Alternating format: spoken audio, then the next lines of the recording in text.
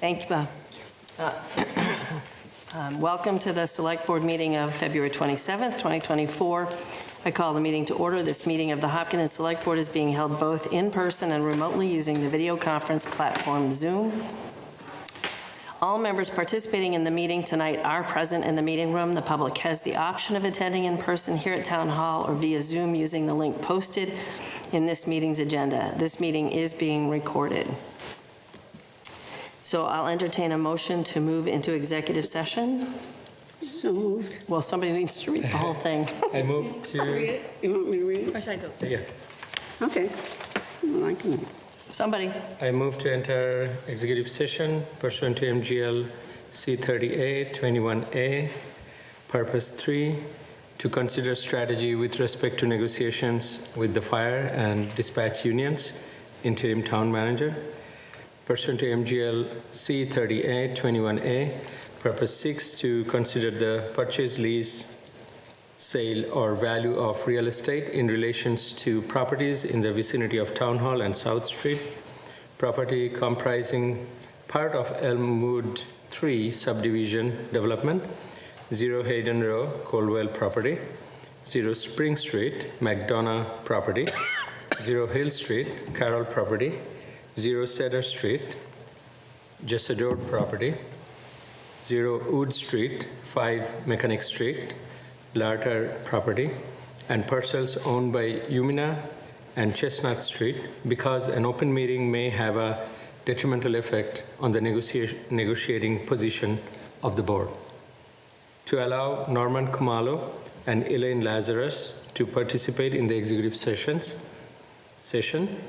to reconvene in open session at the conclusion of executive session. So all, Shandul, are you? Shahid Manan, yes? Yes. Mary Jo Lafreniere, yes? Muriel Kramer, yes. Great, thank you.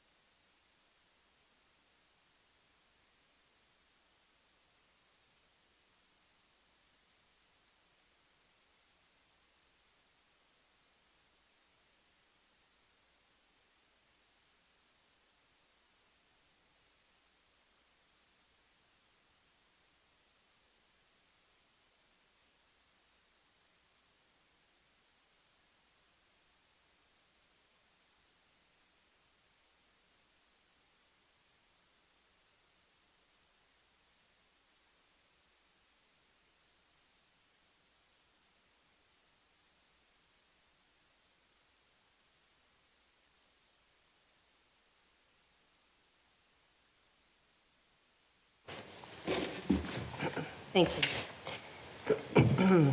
I'm calling the meeting to order in open session, and we start with the Pledge of Allegiance.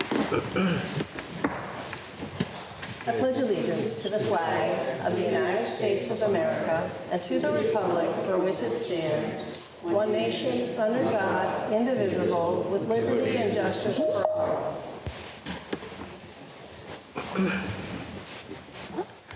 Okay. Just turning the volume down on my notifications. Okay. So as is our custom, we will start with public forum. Residents are invited to share ideas, opinions, or ask questions regarding town government. We do ask that you limit your comments to 2 minutes, and I'll welcome you forward. Yes, Mr. Boyden. Timothy Boyden, 41 Pinecrest Village. The great thing about democracy is that we all should benefit from our elected officials' professional expertise outside of government. Our select board is a good example. Ms. Lafreniere served as the assessor in 2 towns. Ms. Ritterbusch is a web marketing professional.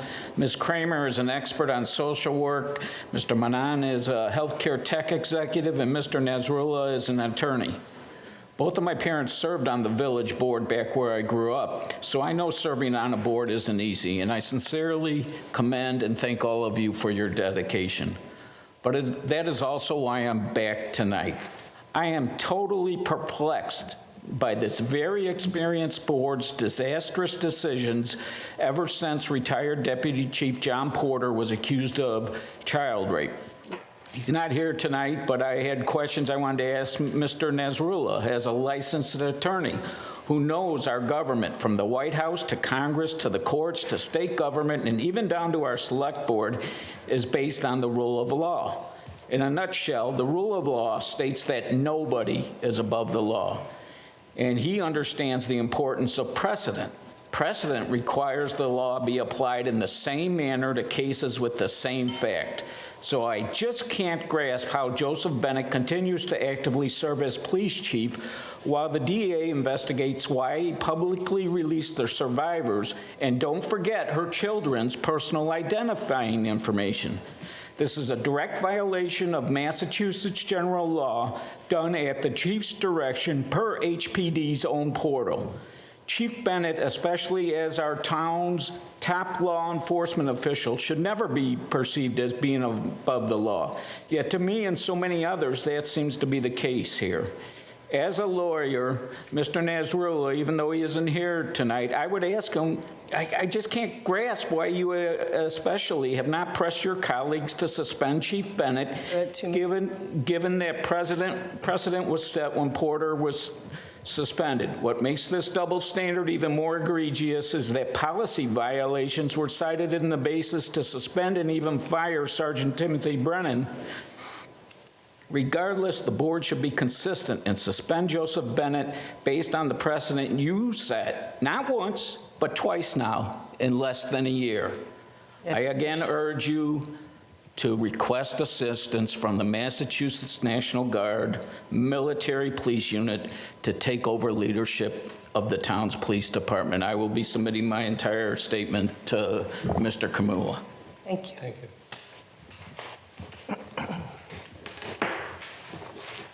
One person on Zoom. Oh, we'll go to Zoom. And we have somebody on Zoom?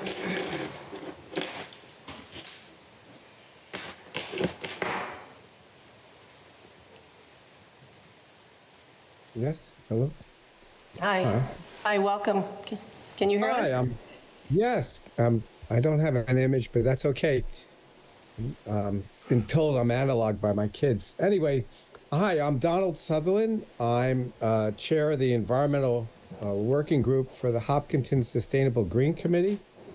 And I just wanted to bring to the Select Board's attention that the committee has proposed a toxic chemical pre-order municipal product testing warrant, which would provide the Hopkinton Board of Health a proactive testing policy for PFAS and other toxic, active, and inert chemical compounds in municipal products to be applied to land and water resources the town owns.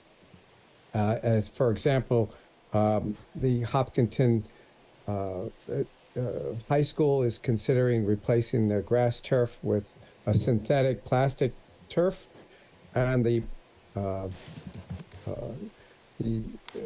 parks, the Public Works is contracting toxic chemical aquatic herbicides for plant management in Lake Maspinock.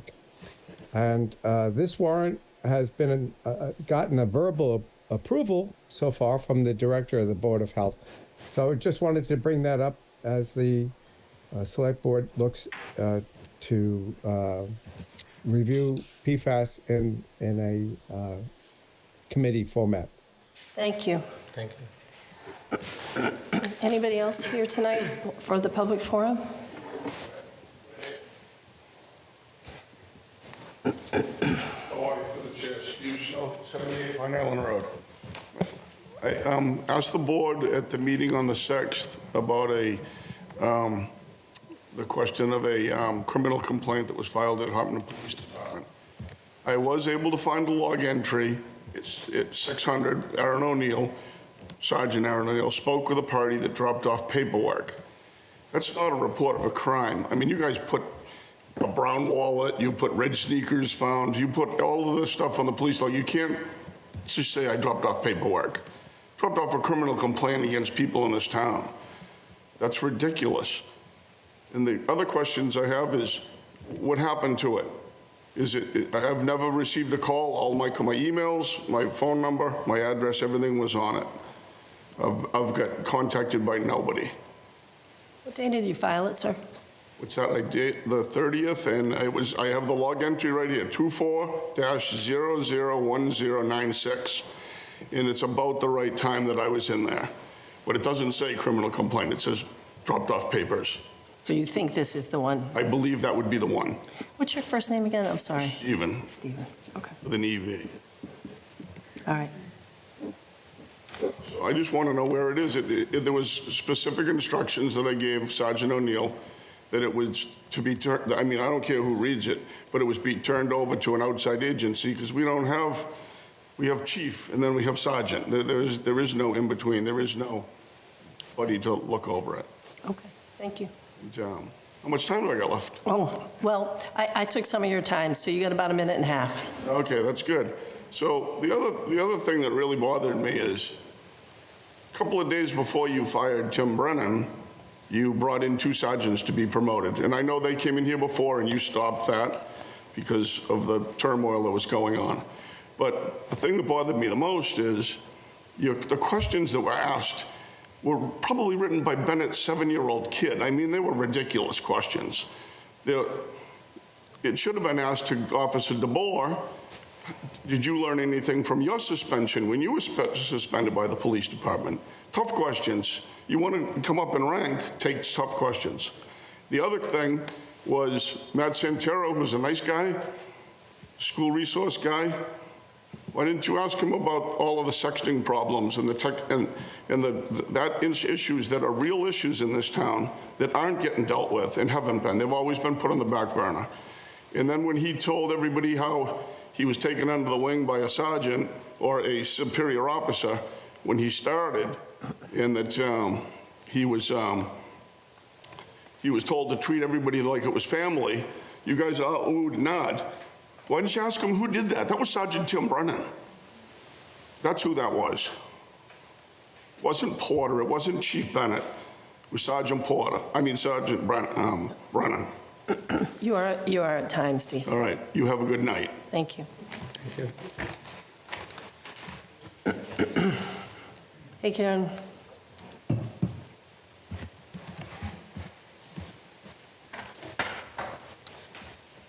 Karen Crum, 12 Joseph Road.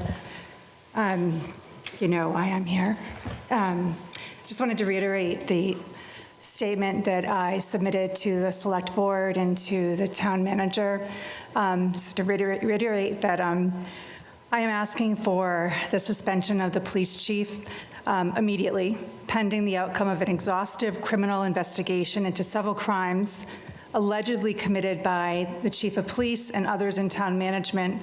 This is being currently conducted by the State Police Detective Unit stationed in the Northwest District Attorney's Office. I'm sure you're aware of that because it's being investigated in our town. I do not think his review should be tonight.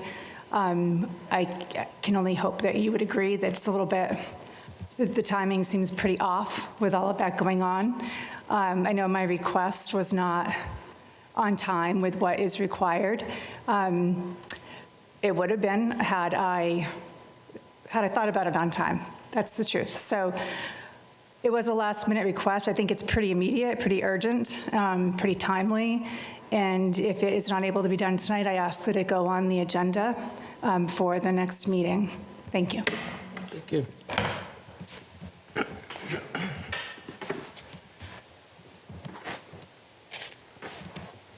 Thanks, Don.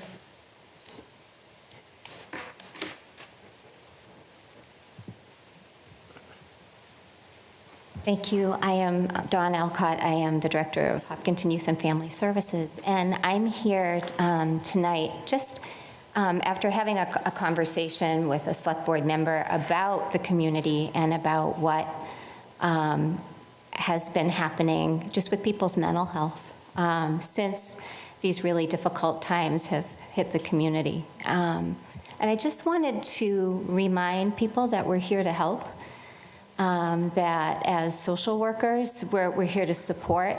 And I realize that people may not want to come to their town at this point for that help. So we did post a folder, and on our webpage, that's part of the town webpage, if you click on that folder, it's a green link, resources for recent traumatic events, or we could say potentially traumatic events, because it won't be traumatic for everyone. But on that sheet, it lists a number of different resources that people can go to that aren't us, if people don't want to talk to us. But if they do, we're here, and especially me. I don't live in the town.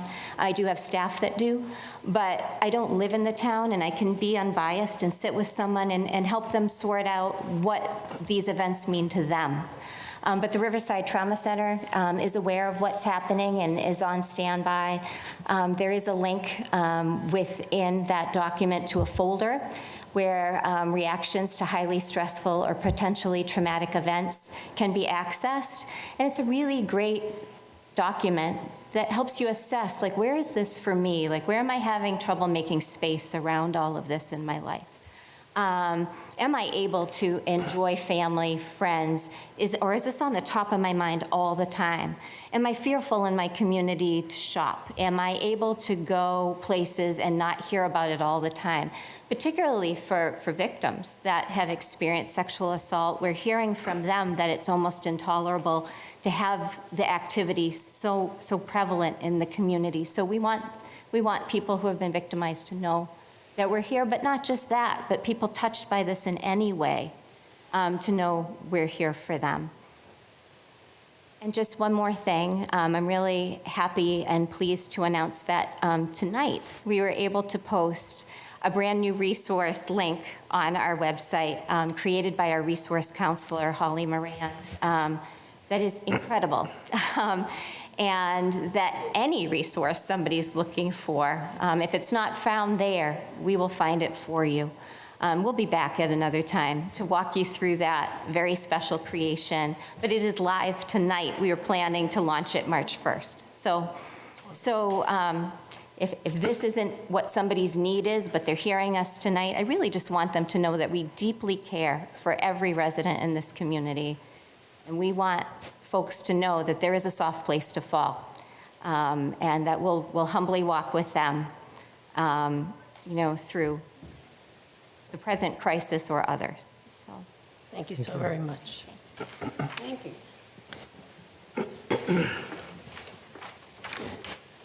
Okay. Seeing no others, I'm going to move to the next item on the agenda.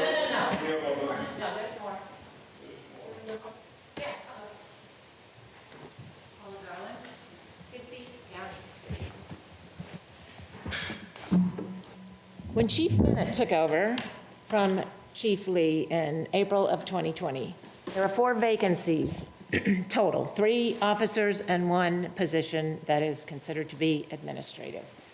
But it didn't take long at all before the wheels began to fall off. Within 8 months' time, personnel were flying out the door. The end result, Chief Bennett lost at least 14 sworn officers in less than 3 years. That's half the department. It's simply unheard of. What's worse is that Chief Bennett, with his stellar reputation preceding him, according to him, and that of his cronies Porter, Van Ralton, DeBoer, and McNeil, Be careful, please, Paula. hasn't been able to attract applicants. I mean, law enforcement circles talk. You can bet your bottom dollar that cops know better than to apply for a job here. Where did the 14 go? The information is also very telling. Has the chief mentioned any of that stuff to you in his glowing self-review? No. So some of the 14 or 15 who left went to neighboring towns, police departments for less pay. Others were so fed up they took jobs in manual labor or other industries just to escape the toxic environment. Perhaps most poignant about this mass exodus is that some brand new officers left law enforcement altogether. And the mass exodus, it's not over.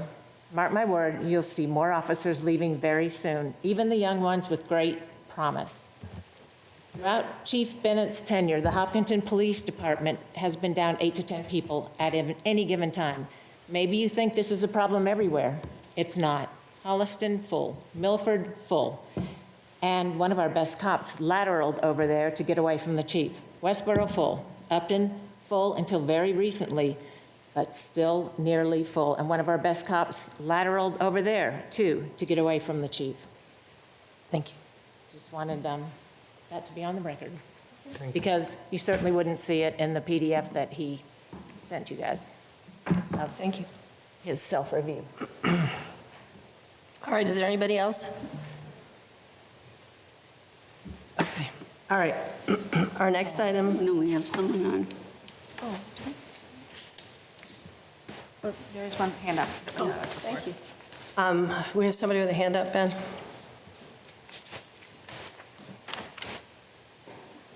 Hi, this is Peter Thomas, 215 Pond Street. Can you hear me? We can hear you, Peter. Hi, through the chair, and this is just a comment for the chair. Madam Chair, I've heard you several times in the past few weeks during public comment warn people to be careful, you know, or a variation of such. And I want to bring to the attention of the Select Board that the Southborough Select Board recently lost a case in the Supreme Judicial Court. We're aware. For trying to prohibit speech. And in a way, Madam Chair, by warning people, you are coercing them and prohibiting free speech. And so I would just like to bring that to the attention of the chair and the wider board that is expressly prohibited during public comment. Thank you. Thank you, Mr. Thomas. Let me just make sure I say that it is not free speech to disparage individuals, professionals in public comment. So we have to be careful. It's a matter of perspective. Thank you, Paula. Okay. We will now consider. We also have a select board budget listening session. I don't imagine anybody is here to speak about the budget, but if they are, this would be the moment. Okay.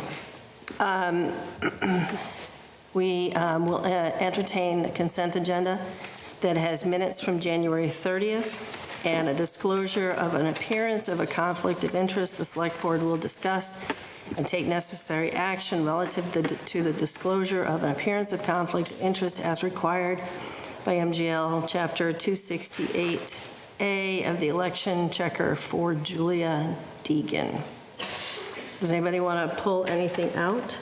Anybody have any questions? Okay, does somebody want to move that? I move the consent agenda. Second. All those in favor, say aye. Aye. Okay. And now we have new town employees. The Select Board will consider confirming the town manager's appointment of 2 employees. So, Mr. Kamala. With the chair's permission, I'll defer to the Assistant Town Manager, Elaine Lazarus. Thank you. Jed?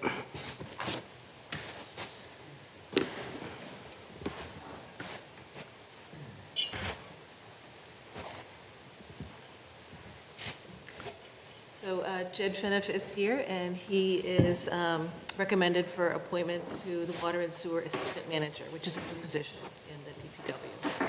Under the general supervision of the Water and Sewer Manager, the Assistant Manager supervises and participates in the daily management, regulatory compliance, and operations of water sewer pumping stations, sewer collection system, the water distribution system, the water sewer treatment systems, storage tanks, and related systems and facilities.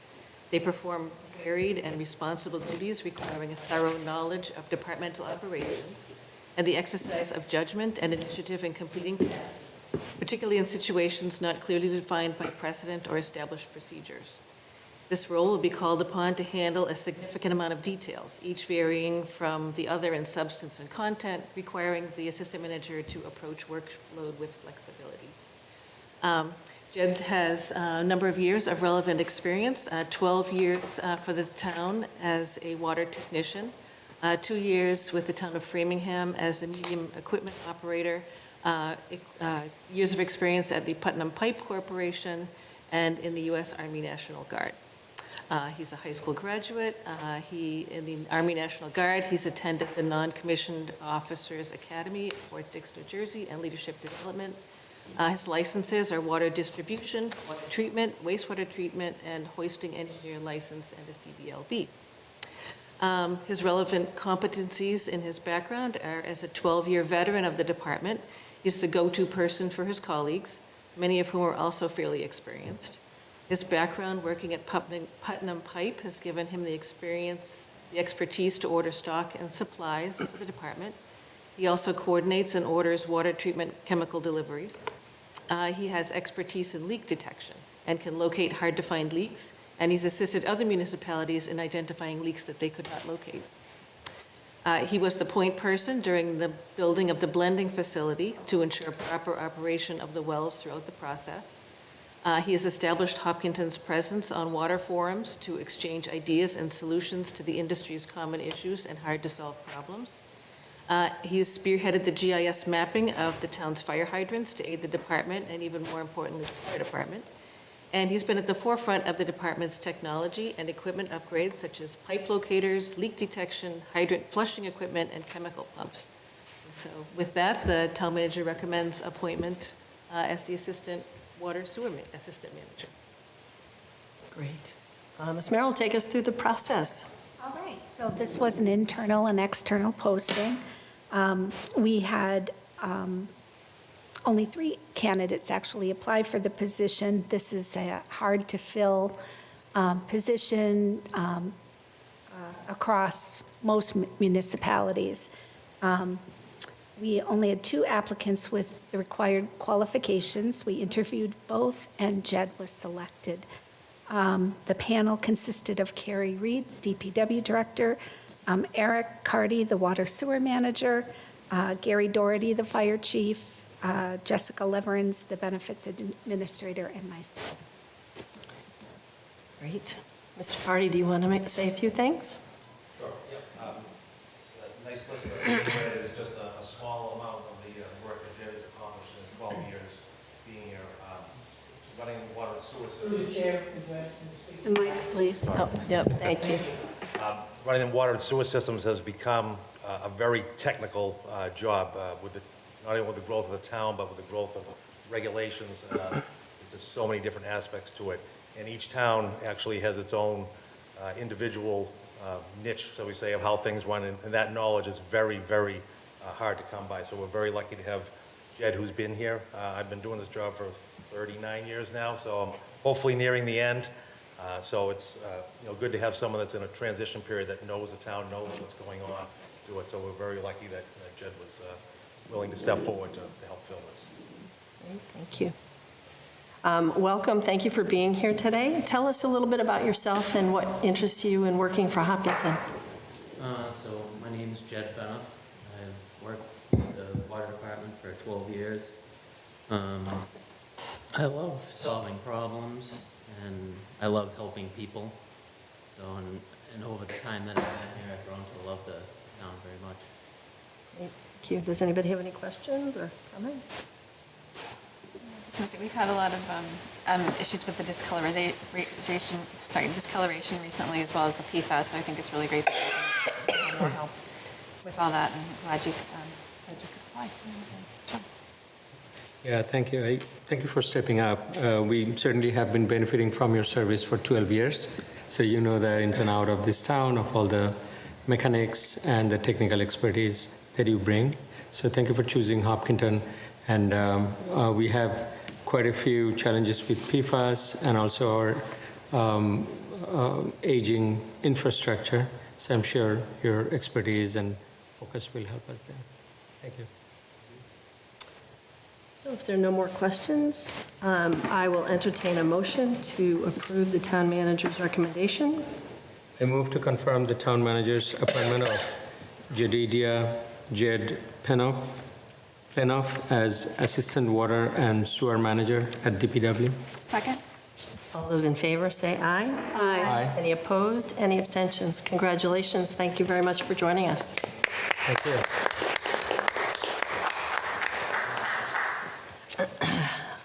And we have another position.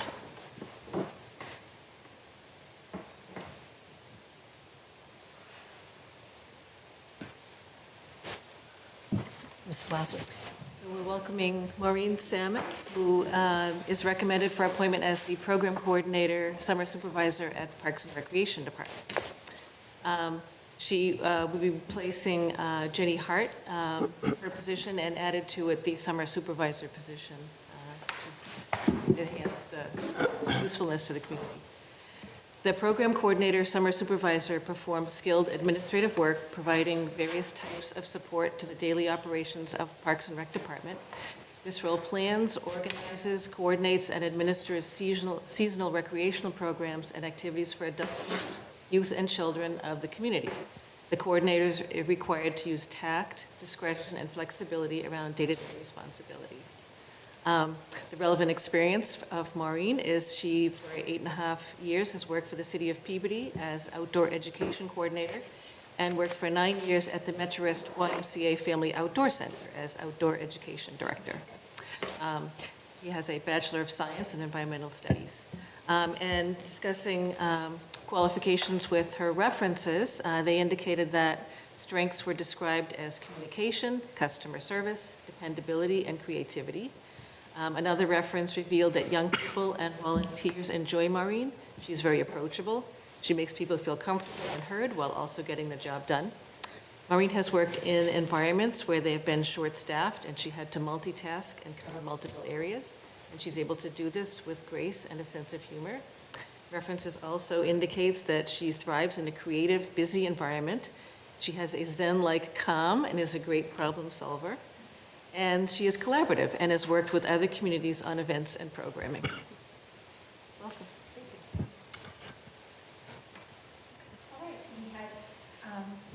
10 candidates applied for this internal and external posting.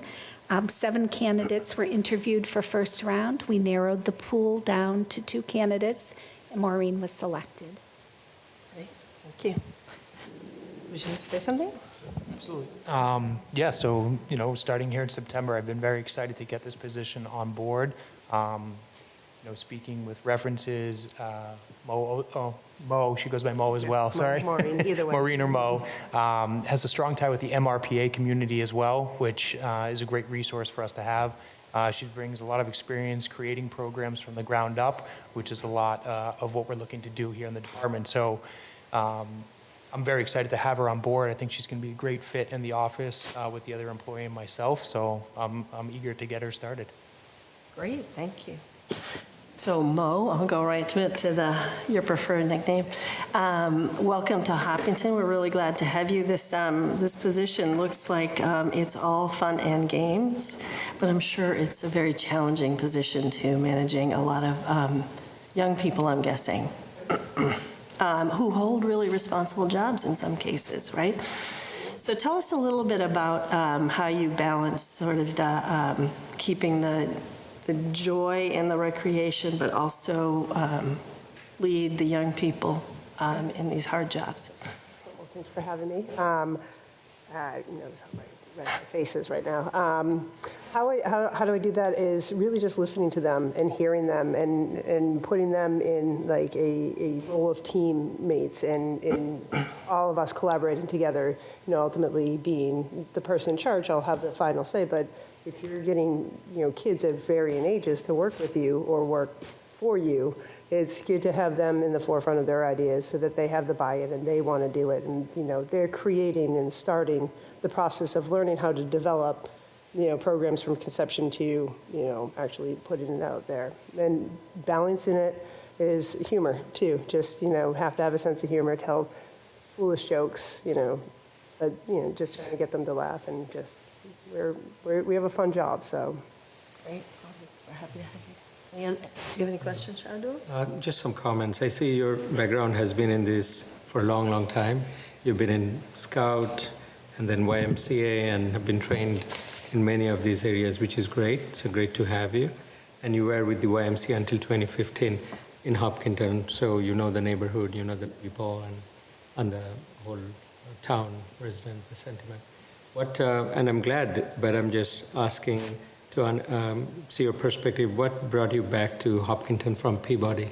I like the smaller community, to be honest with you. I like the chance that you really can get to know the citizens that you're working with and on a more like genuine basis instead of just being like, I see you in the summer and just see them once a summer, which is great because you have that rapport. But I think throughout the year, having a smaller community, we can really bring everybody together. Great to hear. That's what we need to. Thank you.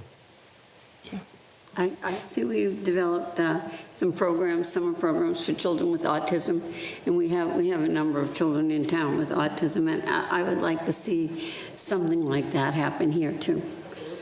And the other thing I want to say is we can really use you with the 100-yard dash that we're having the weekend of the marathon for elementary school. It's first grade through sixth grade.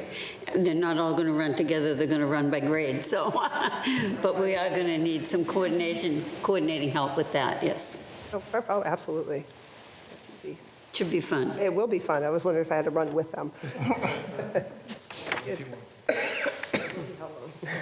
So I just wanted to say welcome. Like Jenny Hart really left some big shoes to fill. She can really organize and just kind of coordinate everything. And so, but your qualifications are excellent, and you have that Hopkinton experience. So welcome. Thank you. So, well, if there are no further questions, I'll entertain a motion. I move to confirm the town manager's appointment of Maureen Simone as program coordinator, summer supervisor at the Parks and Rec Department. Second. All those in favor signify by saying aye. Aye. Any opposed? Any abstentions? Congratulations. We do love to take a picture. Jed left. No. Oh, he didn't? Oh, he's right there. Yeah. Oh, there he is. Okay. I see him. Kristen gives him the little high sign. Yep. Congratulations. Welcome to the town. Want to take a picture? Oh. Okay.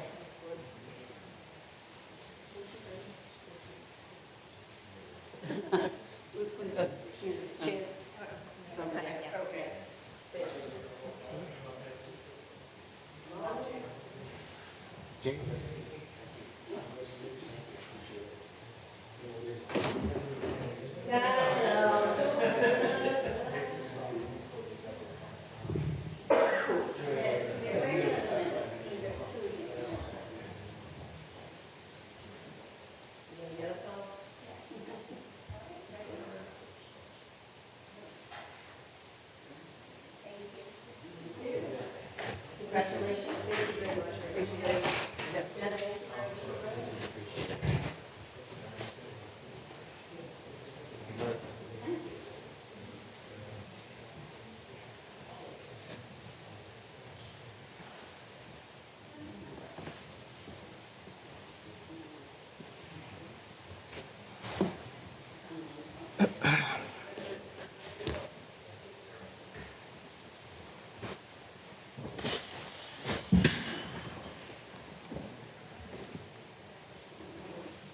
So before we start, I just wanted to address my comments and the comments that Peter made. Paula, I just want to make sure you know that I mean no disrespect, and so I apologize if it comes off that way. It really is important that when we're speaking in a public format that we're careful that we don't talk in disparaging ways about individuals, particularly if they're not here. And I meant it sincerely, not to cause conflict. I have to think about it myself too. So I apologize. Appreciate that. So also before we start, I had the occasion to speak with town council about some of the ways that these reviews are handled. So just for the public's information, typically we would have Mr. Kamalo's interim review, the chief's interim review, and the fire chief's interim review all at the same time. This year, the fire chief is brand new, and Mr. Kamalo is abandoning ship. He's leaving us for another position after serving us really well. So that's why we're only entertaining the police chief tonight. And just as a matter of sort of level setting, when we talk about an employee's performance, that needs to be in public session. When we talk about issues, for example, that may relate to character or other concerns, that has to be offered in executive session. And there is, as you might imagine, some nuance in between. So if we do talk about, for example, the investigation or what action that we might have to take, we would have to do that or offer that to be done in executive session. So we also have to be careful how we navigate conversations like these. So I will invite the police chief up and we'll entertain the mid-year review.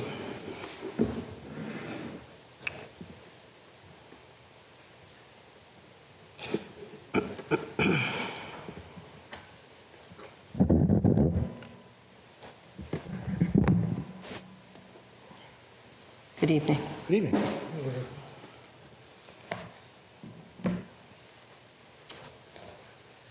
So we would typically start by going over the goals that you have set for the year, and then any comments or questions that the board may have.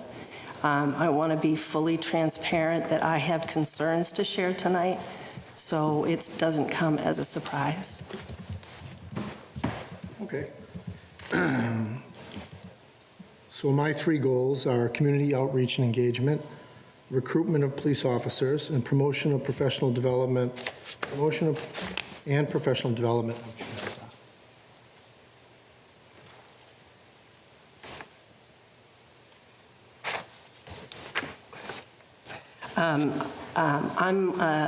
Did you want to say any more about your performance towards the goals? Sure.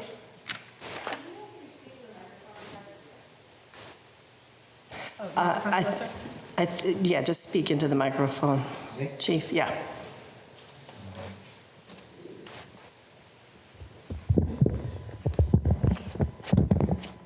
How's that? That better?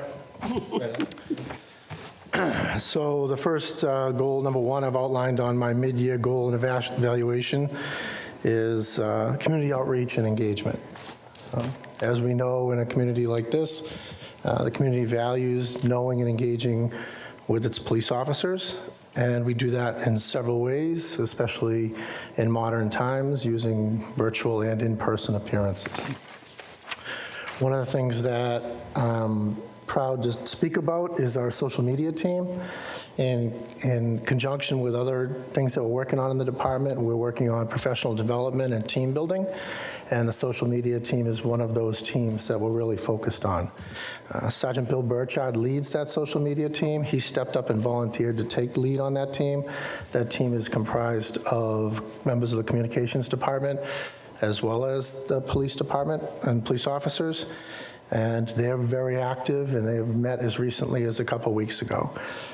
They're working in conjunction with our public relations firm to get training and to learn about better ways to communicate with the public.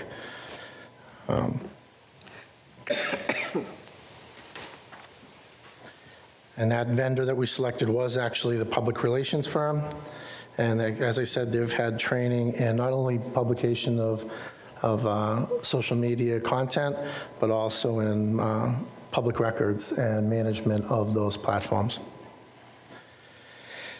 In person, our department members are active in the Elmwood School building project.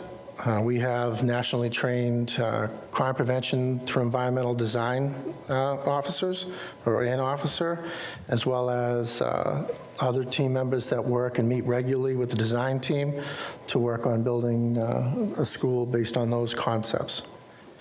We have team members working with the Senior Center on their study. I'm a member of the Metro West Anti-Bullying Coalition and Spark Kindness Commission, or Coalition. I'm also a member of the Hopkinton Freedom Team. We have several members that are working with the Youth and Family Service Hopkinton Organizing for Prevention. We have a representative working with the Coalition on Disability, and I'm a member of the Behavioral Threat and Assessment Management Violent Risk Assessment Committee of the Massachusetts Chiefs of Police, as well as we're working on the Climate Action Plan. Some of the most notable things that you will have seen is the half-day pizza party, the senior dinner, Halloween events, and Porch Fest.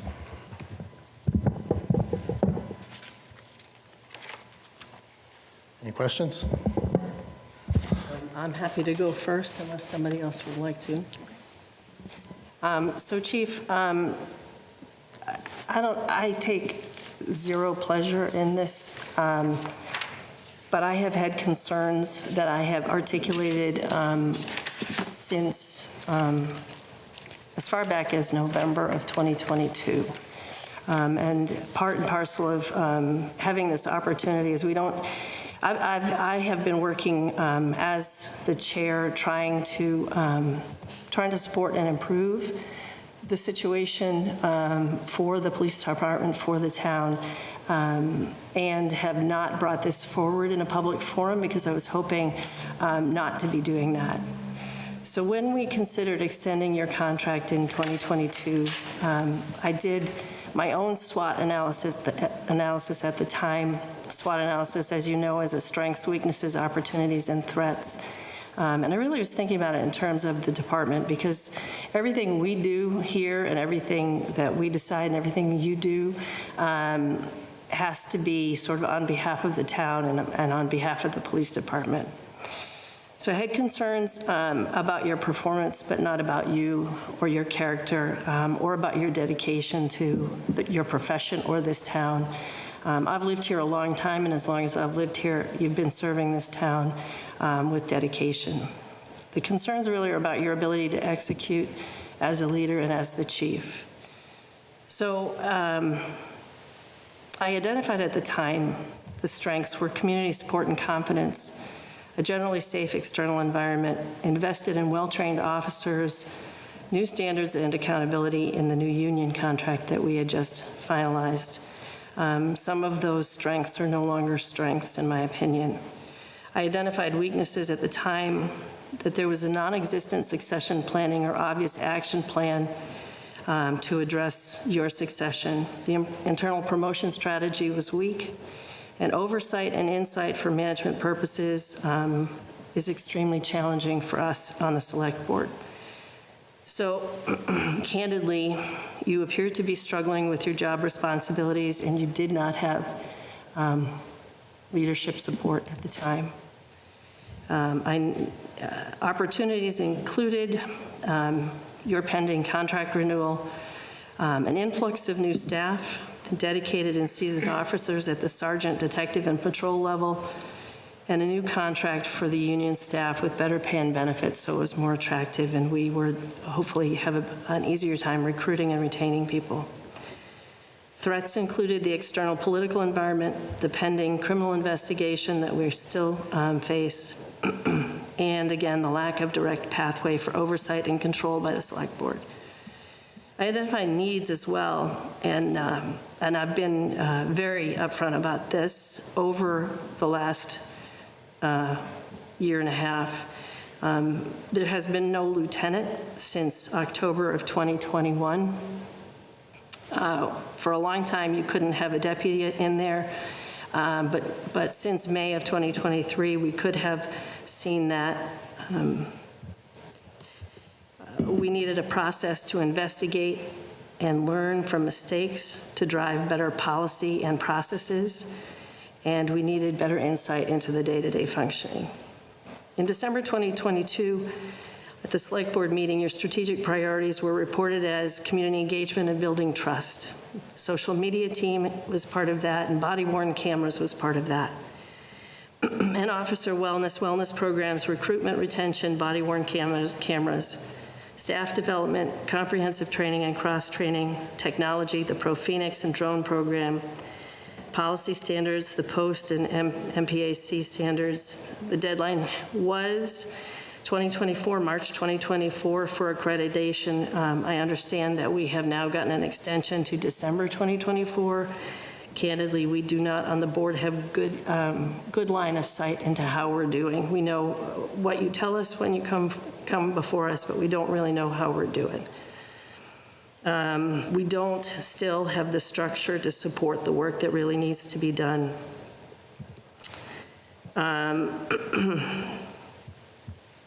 Again, you mentioned under that getting the body-worn cameras, or we might lose the community's trust, and the command structure or succession planning.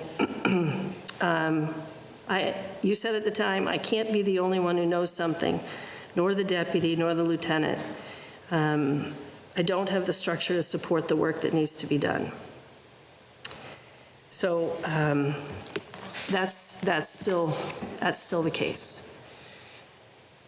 You at that time reported that you would put forward sergeants. You were all set. The tests had been done. The interviews had been done. Your evaluation had been done. And you would have sergeants in front of us by February of 2023. I know that I held that process up when they came before us the first time in September, but September was a long way past February of 2023.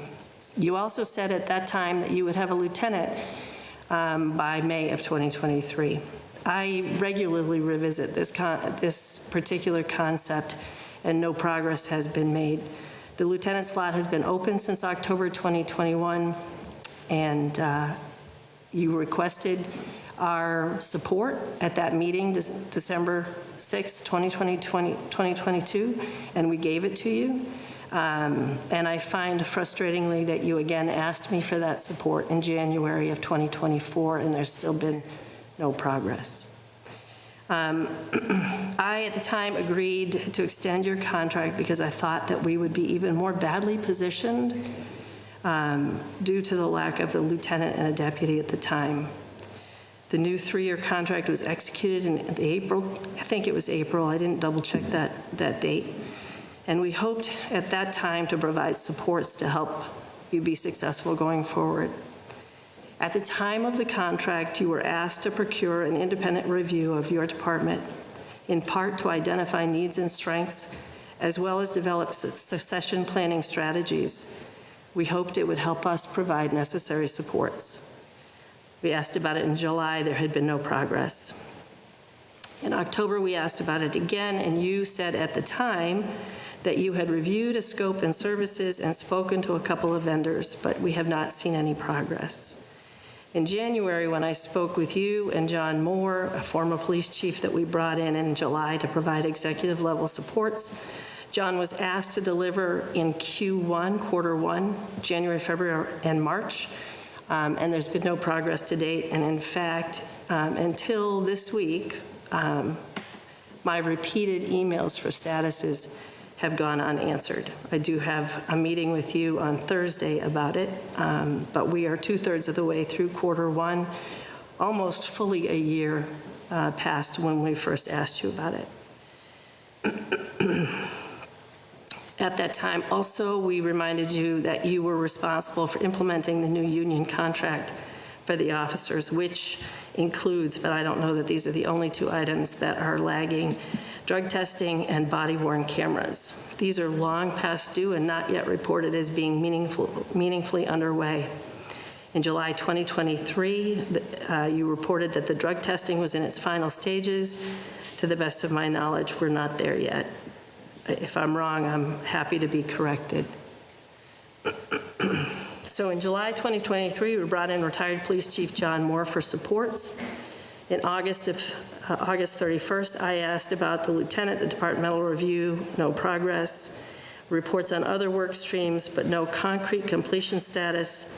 And we did at that time establish a review process for the select board to consider promotions or hires. That was not without its controversy, but I think that we made progress there. In August and September, Norman and myself and the attorneys were made aware that your sergeants had all signed a letter expressing concern or no confidence or something in between, and sent it to you, signed by all of your sergeants in the April timeframe. You were asked to produce the letter at that time, but we have not seen it. In December, on December 20th, the chief, Mr. Kamalo, Ms. Lazarus, and I were met to meet to discuss all the work streams and missed deliverables over the past year and more. That's when I hoped to have this conversation privately, but I'm not sure privately is the best way to do it at this point. And you were not able to stay at that meeting, and you excused yourself before the meeting had really begun. This is the hard one. In January, improper disclosures of protected information have apparently led to an investigation by a DA of the incident and of you. It's the disclosure of protected information is its own kind of calamity, but I do think that this board needs to really consider, as the public has been asking us, what we do while that investigation transpires. That is not something we can decide tonight, as I said at the beginning.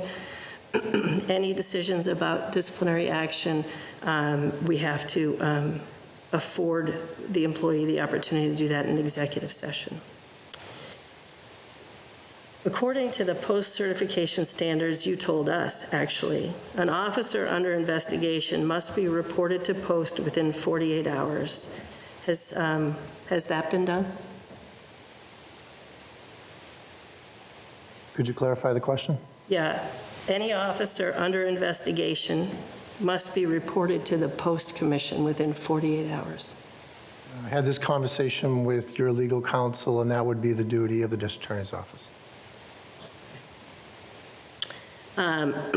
Recent departmental protocol holds that Chief Bennett also ought to likely face disciplinary action, which we would have to discuss, as I remind you, in executive session unless he himself opts for a public meeting. At a minimum, the chief ought to be, we ought to consider paid administrative leave while the investigation plays out with the DA and we complete our own independent investigation of the inappropriate release of information. In February, Mr. Kamalo, myself, and the chief had another status meeting. And the chief refused to discuss the inappropriate information document release because, quote, he is being investigated.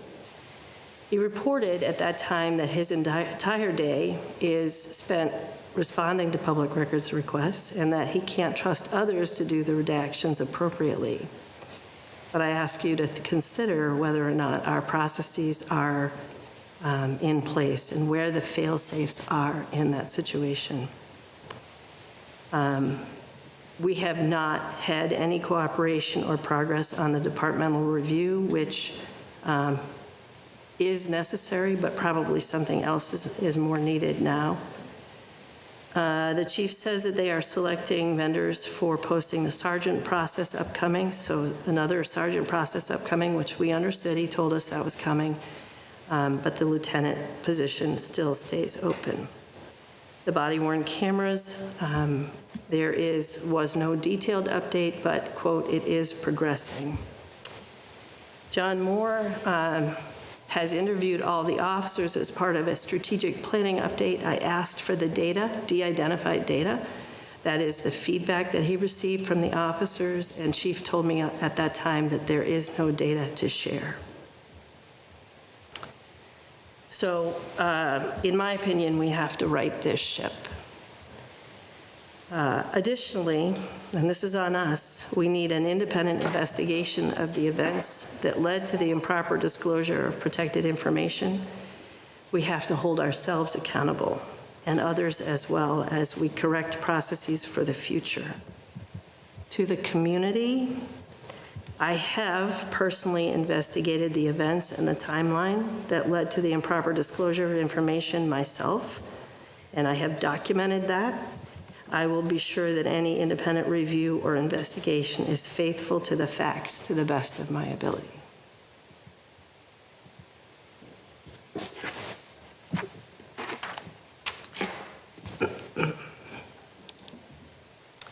So that's what I came here to say tonight. Well, speaking to the board, and I would really have liked to have known all of this as we went along. And it just seems like you have taken the reins and just gone off all on your own on this subject. And I know nothing. And therefore, I do not agree with you. So I will just say for the record, I spent hours watching and rewatching the tapes. You are aware you were at those meetings. No. Anybody else? So this is a lot of information to digest. Yes. So I don't know if we need to come back to it later, but I didn't know if the chief would have comments on some of the projects that were started and are maybe not finished or almost finished, like the body cams or the drug testing. I know. Sorry. So I was wondering if the chief had comments on some of the projects that I know he had started, but where we are in the process of those, like the body cams and the drug testing. So the policy, there's two aspects to the drug testing. There's the policy and the execution. The town has a structure for the execution of the policy. In collaboration with Maria Casey, we drafted a policy that would best utilize the existing structure, met with the union, negotiated with the union on a policy. That policy is done and in the hands of the town and has been for a very long time. So does that mean it's done or no? Or It's done on the part of the police and the union. It's waiting for, It's review process and waiting for final implementation. So once the policy is done, we'll bring it back, and HR will oversee the structure, and it will be implemented. When can we expect it to be implemented for your department? As soon as I get it. Are you prioritizing it in some way?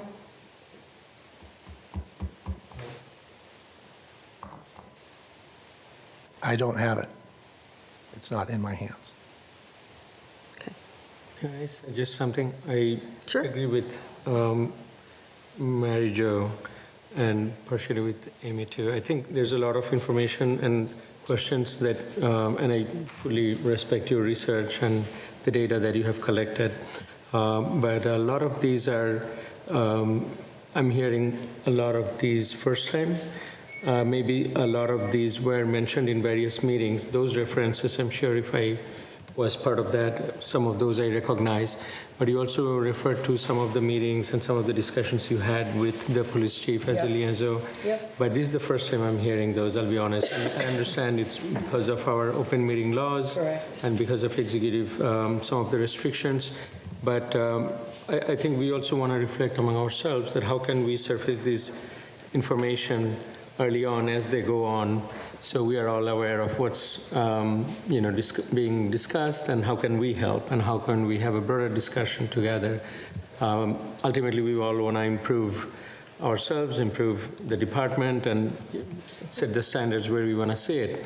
So that would be my request going forward, and I'll come back to this, that we, among ourselves, get an opportunity to hear as various discussions take place, or various even, data collection and others happens, just so we are all on the same page. I feel right now you have a position based on certain information, certain background, and I am not aware of some of those or many of those. So what I was going to suggest is, and the second part of that is also, as I am hearing to those, I think in fairness, Police Chief probably didn't hear many of those before. And I don't know what transpired between Madam Chair's conversation with you, but if you feel that those are new information or new questions, I think it's fair to give him the opportunity to prepare his response and understand and provide the context. So if you want to share the questions, and we can reconvene to hear the Chief's response to that, and also share the information and the details that you have collected or you have encountered. Now that it's in a public meeting, I think you'd be able to share with us all as well. So let's continue the conversation, review those among ourselves, and the Police Chief gets an opportunity to review those and prepare your response or your direction on some of those, maybe enlighten on some of the more information areas, and then we can have a more constructive discussion. So perhaps it's in the best interest that we table this for tonight and come back to it in the next session, providing all the information, unless, of course, if you want to comment back and respond to these now and continue in the next round. I agree with Shahidul with it. This is going to be tabled. I knew you were having all these meetings, but whenever I asked you, you just said, it's all good. And you never, ever, ever gave me any details. And here I am with all these details that you're giving out. And, I've asked you, so what happens at the meeting? You say, it's all good, it's all good. And that's all you ever said. So I don't know what's going on, what you found out and what's going on. And I think we need to really look at this. So for the record, that is not the case. I'll just speak for myself. And I am happy to revisit this. So the question is that matters of performance are discussed and managed in public session. The matter of the action that we need to take in terms of the investigation is a separate matter, and we need to decide how we're going to entertain that question. And then we also need to decide how we're going to entertain our own accountability in the release, the improper release of the improperly redacted information. And I do think that we have all had plenty of time to think about that, and it's a simple question of whether I have your support. In that case, whether I have your support to have an independent investigator detail out what exactly happened and identify the lessons learned and also help us build our processes going forward. So through the chair, first of all, I want to clarify, this is nothing to reflect on, the information or what you said. We're just saying the logistics-wise, how we can line it up better so we have a better, educated discussion and prepared understanding of this. So it's nothing to say, we are not, I am not commenting on the content or, the process. I'm just saying that would be the fair process to discuss all of these, to be clear on that. And same goes for the police chief, to give him the opportunity to do his due diligence on all those questions, good questions, obviously, and you must have, encountered information or comments or observations that led to those questions. So we should answer those or get reflection on those and have a more concrete answers to those.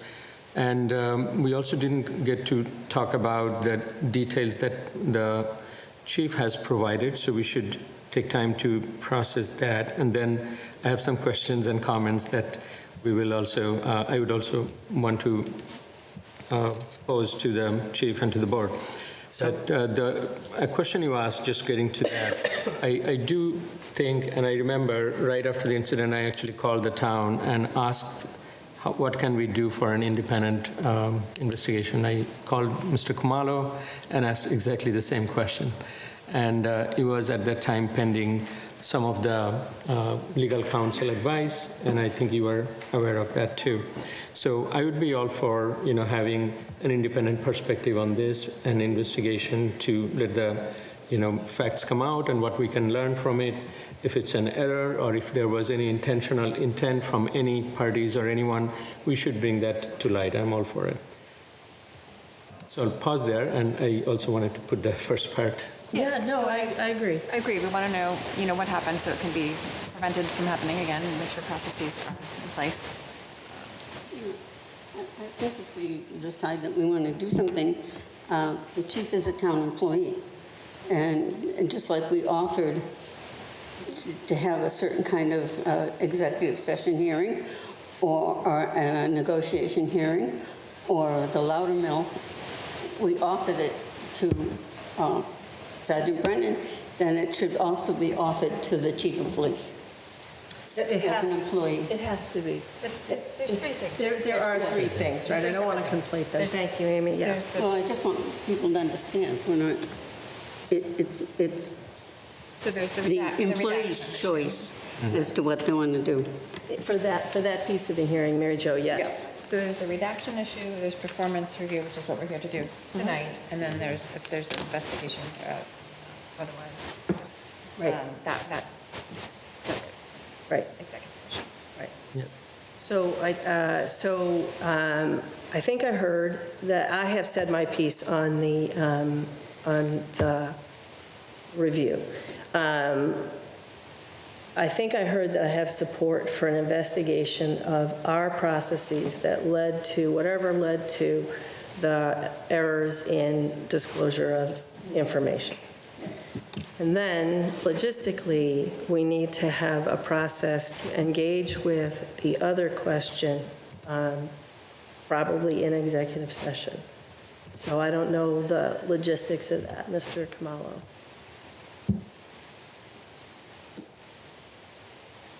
We will review the request with legal counsel and report back to the board.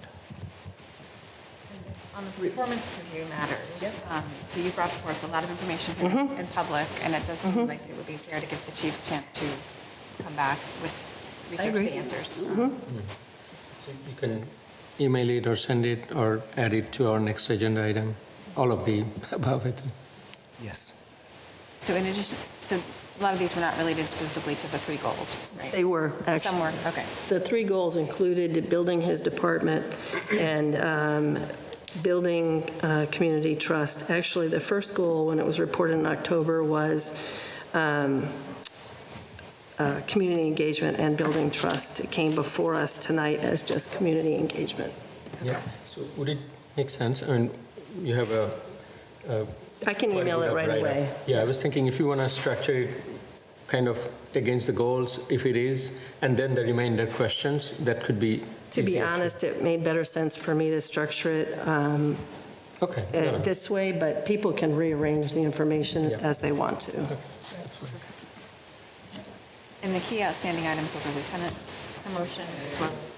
Sorry, the lieutenant promotion, the projects such as body cams, and the drug testing. Well, also, And the lieutenant. Also, if there's other items in the contract, I did not scour the contract, I don't know. And also an update and status on the major work streams, but the departmental review is huge. Yeah. And I know we're throwing out a lot of questions and information asked, so we can also compile it or send it via email. A couple of things I would like to see. One is the hiring and exit trend with numbers over the last couple of years, or take 3 years.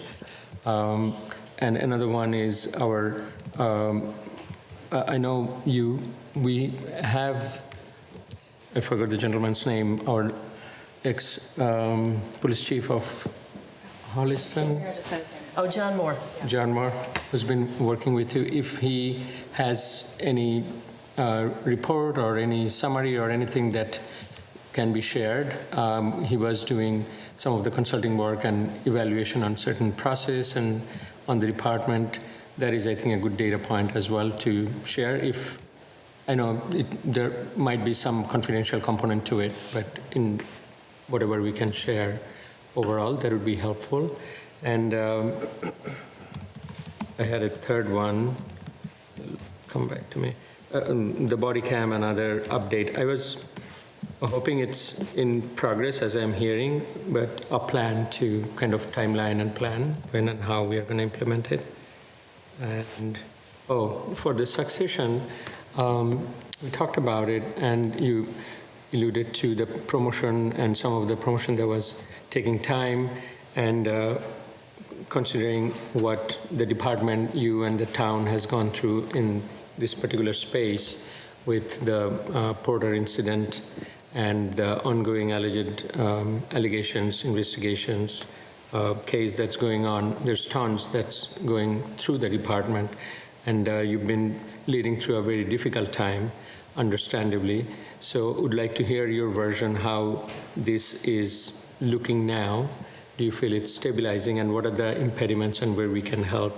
If you want to also bring those to light, it's only fair that we evaluate what's going on overall in the department. So I know we are talking a lot on all of these, and we'll ask you and provide you those questions if needed in writing too, on the emails. Anything else, anything we missed, information-wise? Thinking out. I don't think so. So I just have a process question. What should we expect to happen next? We're gonna look into an investigation. You are going to consult with the attorneys about what the appropriate course of action is for the chief under investigation by the VA for the board to consider. Yes. And I presume call a meeting so that we can discuss it if that's what the attorneys recommend. Yeah, with the attorneys, definitely. Yes. And then reconvene on performance concerns when you've had a chance to interact with my information. In 2 weeks' time, are we meeting again in 2 weeks' time? Or what is the next meeting? We were going to suggest tonight that the board consider meeting instead of the 5th on the 12th. Instead of the 5th on the 12th? Yes. To give you enough time, that's all. Well, if we're not meeting on the 5th, then we meet on the 12th. Is that enough time? Yeah, 7/19. Meeting on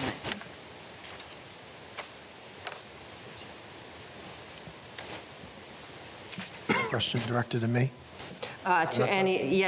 Primarily to you, Chief. I mean, I'm going to need to get the documents, bring them before my council, build a response, and, so I need at least the 12th.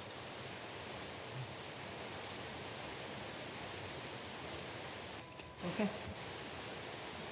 Anybody else have any comments on the performance review or any questions about process? To be clear, we're going to get more information and response, and on the 12th, we are going to meet and continue on the review, right? That's the process we are. That's what I think I heard, yeah. I like how we are having different perspectives and different, I think, opinion at times, but how we are working together to move forward and come to a consensus to work for the town and do the right thing together. So I just find it a little funny that their notion that we always agree. I mean, we shed light and disagree, but we find ways to work together. It's important. That's very important, and that's part of democracy, so It's important. appreciate that. Let me reiterate that that it was not possible for me to discuss all these items and concerns with the board except this way. I'd love it for it to be a little less hard. It wasn't easy for me either. This is the process that we have, and in order to comply with open meeting law, this is the way that it happens. One comment on that, I was thinking, as a learning, we should find a way to share this in the executive committee meetings, if that's appropriate, or have separate open meetings to review this. And I think I asked it in one of the earlier executive sessions when we had an opportunity. So something to think about. Performance has to be in public? Let's do that in public, but I'm saying. I did run it by the attorney, so Sure. just to make sure that we were doing it the right way. Yeah, all I'm saying is we shouldn't have to wait till mid-year and annual, in my view, because these are important topics, and timely resolution and escalation is always going to help everyone, I think. Yeah. So from that perspective, and same goes for the investigation. I think since it was on your mind, it would be good to bring it up earlier in a timely fashion, but it's never late. Let's do that. So the investigation piece, I can't be the only one that has been thinking about it, and I just needed to, get to the place where I had the ability to have a full and frank conversation with the attorneys, and certainly everybody else can do that as well.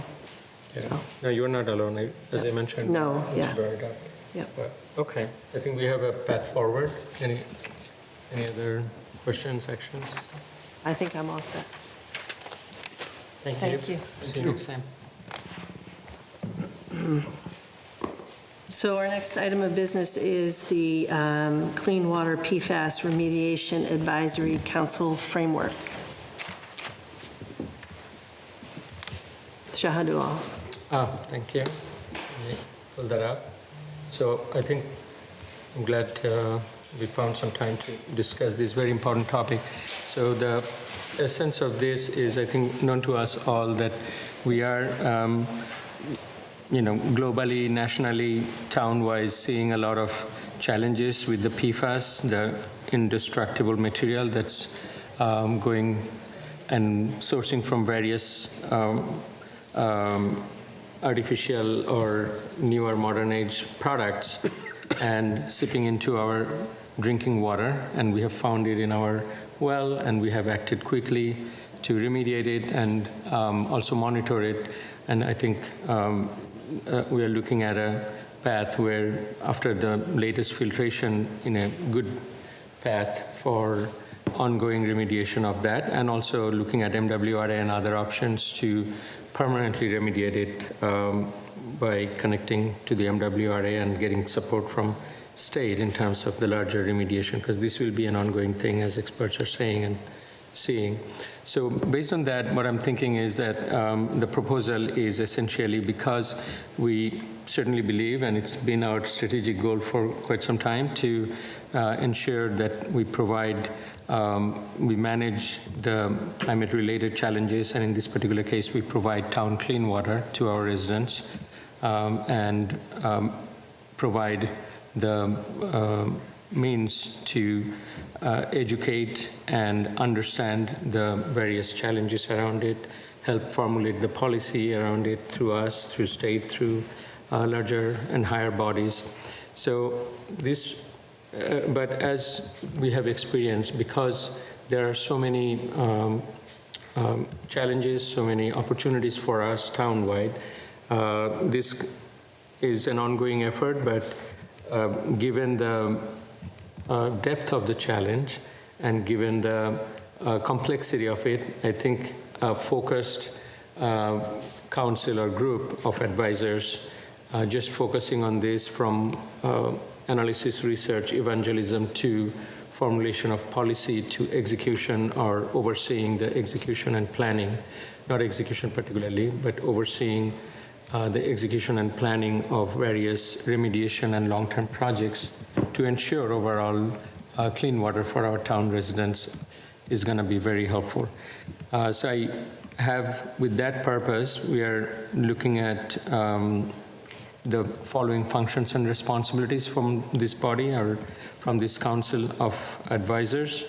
They will look at water quality monitoring and assessment through various boards, our DPW, and the execution arm of the town administration. They would evaluate and formulate and advise the various PFAS remediation strategies. Again, this is in conjunction with all the town and other expert bodies, obviously, including our DPW, Health Board, Board of Health, and other our environmental groups and other entities. Focus on community engagement and education. As we can imagine, there are a lot of information, a lot of research, and a lot of activities going on. Compiling it and making it digestible for the larger community is very critical. And there are a lot of misinformation out there as well. So this is only going to help everyone march along together to face this challenge for better. Regulatory advocacy for town and to the state and even national level, what we can do to make things better and to formulate policies and regulations, risk communication and mitigation, and finally research and innovation. So a lot packed there and a lot more to unpack, but overall those are the functions and key responsibilities the council would look at. The council composition, and again all of these are very preliminary proposal, open for more ideas, modifications as everyone sees necessary.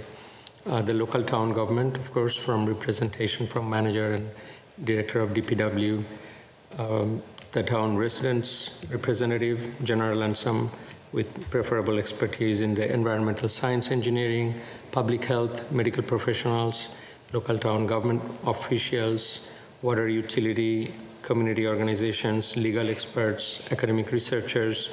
All those are very important expertise and skills to focus on this very complex problem.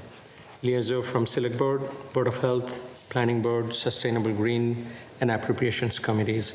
And if I missed anyone, I apologize, or any particular group that you can think of, we can certainly look at. It's the trouble when you list a bunch, you leave somewhere out. Yeah. The meeting frequency, again, at least a month, but TBD for more, if necessary, reporting. This is probably going to be interesting and fun part, that to get a regular update and report on their assessment, their advice, and their overall kind of strategic recommendations. So with all that, I would recommend and propose that we, from the Select Board, think of formulating such a body, an advisory council for clean water, and move towards ensuring more focus and more coordinated, collaborated effort from the town and from our elected bodies towards providing clean water to our residents. Thank you for doing all this, Shadul. And I love the fact that the fun part is going to be getting the reports. Can't wait. The fun part. Yeah, spoken like a scientist somehow. Okay, anybody, Mary Jo, do you want to start with any questions or comments on? No, we've been talking about this for, short period of time, but I really want to, if we do have a council, I also want somebody to try to really investigate the history of the fire service here in Hopkinton that has contributed, because the foam was done here first for a long time, and it was done outside. I know kids played in it, and all of that sort of thing before the fire service moved to Stowe. So we had the first, and we have a lot of reasons why there's PFAS, and that is in the area of well 6. So I really think that we have to get somebody at state or somebody out here to test the property and to look into the history of the fire service. My thoughts were that a lot of this work is already being done by town staff, so I just want to make sure we're not duplicating efforts. I do think the public is not, we do get a report every week, or at our meetings, but the public doesn't necessarily, it's not necessarily digestible for the public, and they don't know about it. So the community engagement piece, I do think, is really important, but I don't want to create redundancy, too, in what the town staff is already doing, but helping to communicate better with the public would be great as we move along with the, and I know, there are a lot of committees that are interested in the clean water, too, the Green Committee and the Board of Health as well. So maybe getting all the minds together periodically would help make sure all bases are covered. Yeah, excellent point. And I think that's a great point. It has so many tentacles to other bodies and other groups. So when we have a focused body, they can help coordinate and collect it together. I'm sorry. Do you have more I guess I questions? didn't know if the town manager's office had any thoughts on it, what would be a composition that would work, that wouldn't create redundancy, but would help move the issues along. Perhaps the answer to the question is that thinking through a process that will invite comments from all the stakeholders on the draft that has been presented would get us to the answer to your question. I actually think that that's a really good start, particularly the major players. But also, even like all the community, all the appointed boards and committees, it's hard to know who might have some sense of interest or agency or something to offer. But certainly the DPW and the Green Committee and Board of Health. Board of Health, thank you, yes. The fire department. Fire department, sure. Public safety. School department. School department, yeah, there's all kinds. I mean, we wouldn't choose to leave anybody out. Everybody is welcome to comment anyway. Yep. But with intentionality, put it out to all those boards and committees. And then Amy really got to my question. This is really well thought out, and I appreciate it. But how is it, excuse me, how is it operationalized within the system to best impact, right? So I think it's got a ton of potential. But how are the different departments going to leverage this, and how will this leverage them? Yeah, no, that's a great question. I think this body will focus specifically to clean water and PFAS-related issues, remediation plan and oversight and policy formulation. And for that, they would need input and participation from Board of Health, from our environmental bodies, from Sustainable Green, from school and others. So everyone can provide their input during the policy formulation and based on the research and what they have. And they're, again, kind of coordinating, facilitating within these bodies, keeping in mind this particular issue and this particular goal and mission. So having, various bodies focused on various aspects and where water or PFAS is part of their responsibility is certainly helpful. But when we are having a crisis that's looming and that's imminent and that has so many others, this body will collect all of those and facilitate across all of them in gathering the information, getting the status or state of things, and then formulating policy or even regulation with everyone's participation. So they can help coordinate this. Board of Health may be thinking from one angle, Sustainable Green from another angle, fire department, or so all these can be combined together, just focusing on this. That's the idea. But I agree with Amy. We don't want to duplicate any effort. And I think, again, they are all, and it may be not duplication, but also a complementary and be aggregation in some ways, connecting the dots across those to really build a policy and plan towards this particular goal. Building that big sort of system-like plan. Right, yeah. No, I love it. I do love it. I just want to say, I know that Representative Irina DeRosa had mentioned this to me, that there is a bill in the House that other fire departments who did not have the academy in their towns, just ordinary fire departments in closer to the city and around who feel that they were the reason for PFAS in some of their communities because of things over the years. So they have a bill to try to get some mediation from the state, and we should, at the very least, be added to that bill. Totally, Yeah. totally. And I spoke to Representative James Tirosa as well on the same topic. And he was actually very helpful and vocal that the list of towns he saw did not include Hopkinton. So he actually escalated that to the group. So I appreciated that, and I think we need to continue to do that. And to your point, this body can be assigned as well, to chase those type of activities and communication, evangelism, support, development, and all those good things. Well, I think it would be helpful to the public, because they don't necessarily want to watch our long select board meetings. They might rather go to, if they're interested in the water, might want to just go to a meeting on the water, and it could be shorter than our meetings. Yeah, and it's really just the PFAS, right? So there are other water quality, but, There's the discoloration issue. yeah, I know. I mean, Yeah. so that'll, Now, that's a good question. Do we want to limit only PFAS? PFAS being the dominant one. Well, you said clean water, right? I was thinking of, Yeah. right, the larger clean water. Yeah, I think, so just from a process perspective, if we put this out to appropriate departments and boards, which is many of them, when would we come back and sort of get that feedback? What does it make sense? One thing anecdotal, Norman, it may help, and we can talk offline. I did connect with some of the bodies.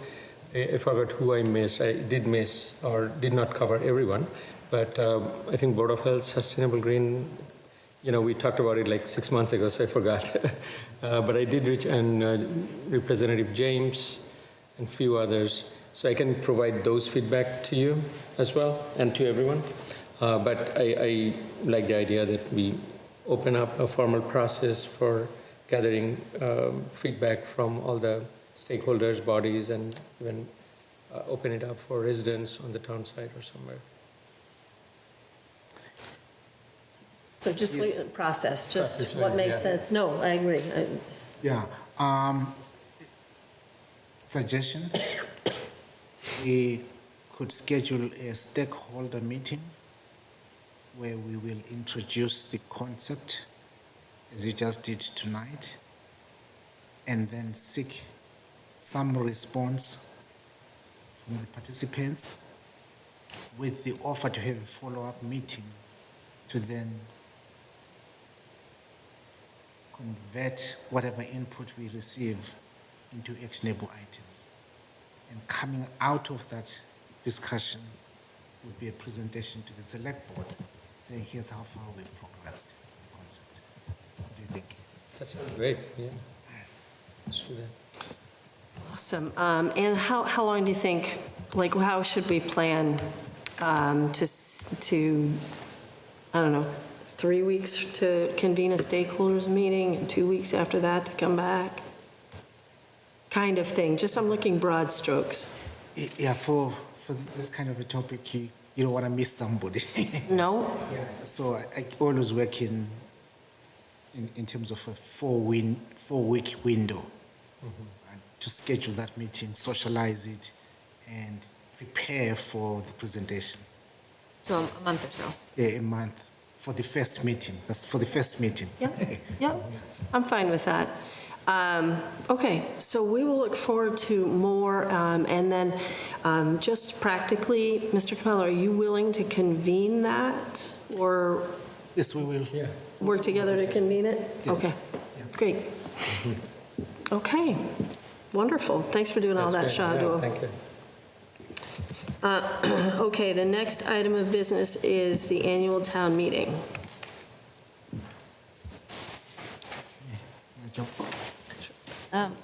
So we're continuing to advance toward the annual town meeting in May. At the next meeting, you should have the draft warrant to review, but we're still working on some of those articles. Tonight, you have one of the select board articles, and that's the donation of the land in the Elmwood 3 subdivision. It's a gift of land to the town. We need to take action on that tonight, did you say? No. Just for your information. Okay. writing the board's articles. Who's the gift from? The gift is from the developer of the property. As a condition? Yes. Development, okay. And then we also need to move the budget onto the appropriations tonight, too? Right. Yeah, is that the next item of business? Oh, correct. Okay. Okay. All right, so do we need to take any action on the town meeting warrants tonight? No, but the time for drafting all the articles is drawing near, so within the next couple of weeks, we should have language for everything. Okay. So when I've reached out to Mary Jo with regard to I've reached out to you with regard to your Yes, we article, were- so there's a draft in the works. Finding estimated figures has been a little difficult because of the 20-year borrowing and just how much of the school is going to go on the individual tax bill so we can exempt. So it just takes a little time, that's all. We'll have an estimate for town meeting and Awesome. article. All right, actually, and take advantage of the opportunity to introduce it more completely at one of our upcoming meetings, too, just to, you know what I mean? So people, they've heard about it, you've certainly introduced it before, but in more final format, that would be great. Okay. I mentioned it at the senior center, too, talking to people up there.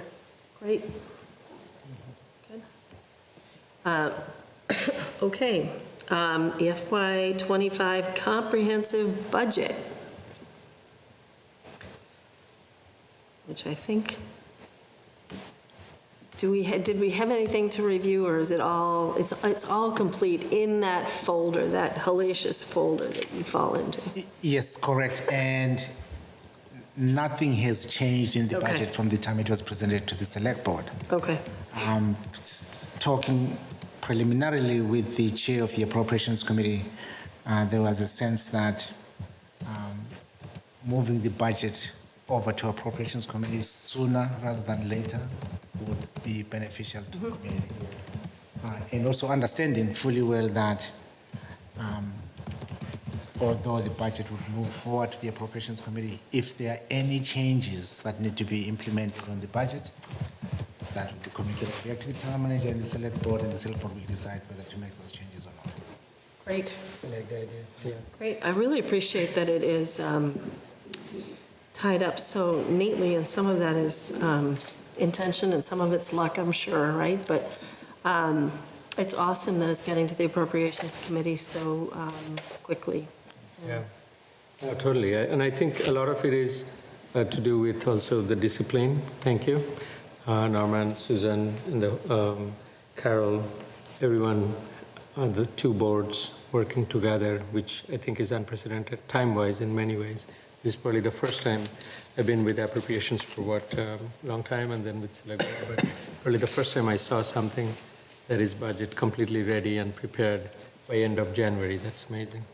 So kudos to you all and the team. And I'm also pleased to see that the free cash flow numbers looks pretty good. That's luck, or yeah, more not only luck but also fiscal discipline, right? Yep. We shouldn't take away the credit where it's due. Right. So thanks to you all again for practicing the fiscal discipline. One thing I wanted to ask, as I looked at those numbers, it looked like we're going to also be able to put quite a bit on the free cash flow. And I remember from my budget numbers that next year we are projected to fall short as it is because of the lack of or reduced pace of growth by 1.5 million. And the free cash flow additional that we might be getting is almost 2.5. Would that, I'm thinking optimistically for next year, would that cover that 1.5 million gap potentially for next year? It needs a lot of analysis, I get that, but just in general. It's a good question. I think what is encouraging is the past practice by the board and the community, whereas the amount of free cash available each year has gone up. Board, community, and town meeting have decided each year reserve some portion of free cash for the future.